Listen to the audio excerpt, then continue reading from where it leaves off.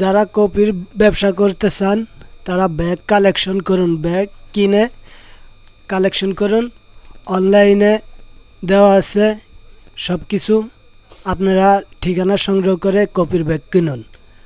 আর যারা চাকরি করেন 10-15 হাজার টাকা, এই টাকায় আপনার হয় না, কিন্তু কপির ব্যবসা করলে মিনিমাম প্রতি মাসে 20-25 হাজার 30 হাজার টাকা ইনকাম করতে পারবেন। রেগুলার যদি ঠিকমতো ব্যবসা করেন আর বেচেন, খুব ভালো হয়, বেচা ভালো হয়।